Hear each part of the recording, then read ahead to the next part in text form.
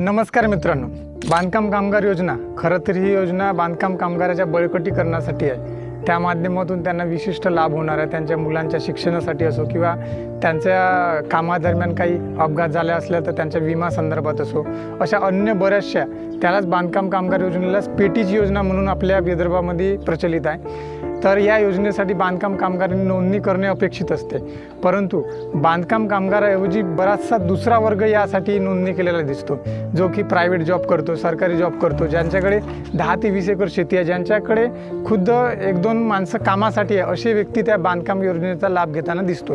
परंतु बांधकाम कामगार या योजनेपासून बरेचसे वंचित आहे। काही जण या योजनेचा लाभ घेत आहे, त्यांना त्या योजनेपासून फायदा पण होतोय। जे महत्त्वाचे घटक आहे ते इमारतीचे बांधकाम करत असतात तर ते अजूनही या योजनेपासून वंचित आहे। ज्या माणसाने कधी एक वीट उचलली नाही किंवा सिमेंटची बॅग उचलली नाही, अशा व्यक्तींनी याच्यात नोंद घेऊन त्या योजनेचा फायदा घेणं चालू केलेला आहे। तरी आपण त्या बांधकाम कामगारांच्या समस्या किंवा त्यांनी नोंदणी का बरं नाही केली याबद्दलचे कारण आपण त्यांच्याकडून जाणून घेऊ। आमची ह्या फॉर्मबद्दल नोंदणी झालेली नाही आहे, पण आज बघत आहोत आणि कास्तकार असो किंवा सरकारी कर्मचारी असो किंवा इतर कुठल्याही प्रायव्हेट क्षेत्रात काम करणारा माणूस हा पैसेवाला असल्यामुळे तो 1000-2000 रुपये खर्च करून फॉर्म भरत आहे। पण आम्ही 1000-2000 रुपये कुठून आणू? पण आमचा हातावर आणणे आणि पानावर खाणे अशी परिस्थिती आहे। आणि पहिले पाहत होतो ग्रामसेवक सही देऊन ते लवकरात लवकर ते पिटीस होऊन जात होतं, पण आज ग्रामसेवकसुद्धा म्हणते का हे माझ्याकडे काही राहिलं नाही म्हणून तुम्ही पंचायत समितीला जा किंवा या जिल्ह्याच्या ठिकाणी जा।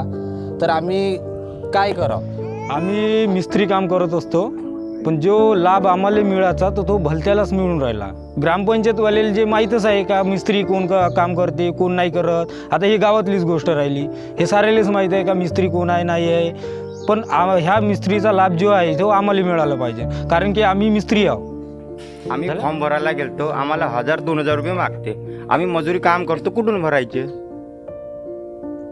बांधकाम कामगाराच्या म्हणण्यानुसार ते अजूनही या योजनेपासून वंचित आहे आणि जे व्यक्ती त्यांचा या गोष्टीची काही संबंध नाही किंवा या बांधकामाशी काही संबंध नाही असे व्यक्ती या योजनेचा लाभ घेत आहे। आणि जे ग्रामसेवकांकडून प्रमाणपत्र देण्यात येत होते 90 दिवसाचे, तर त्यांच्याकडून ते अधिकार काढून घेतल्या कारणाने ते त्यांना सही देण्यास नकार देत आहे। तेव्हा त्यांना परत ते अधिकार बहाल करावं, जेणेकरून जे मूळ घटक आहे, जे मूळ बांधकामगार आहेत ते या योजनेपासून वंचित राहणार नाही। आणि प्रत्येक गावातील सरपंच म्हणा किंवा ग्रामसेवक म्हणा किंवा जे प्रशासकीय शासकीय यंत्रणेतील कर्मचारी आहे यांना गावातील व्यक्तीची माहिती असते, तर कोणता व्यक्ती कोणतं काम करतो हे त्यांना माहिती असते।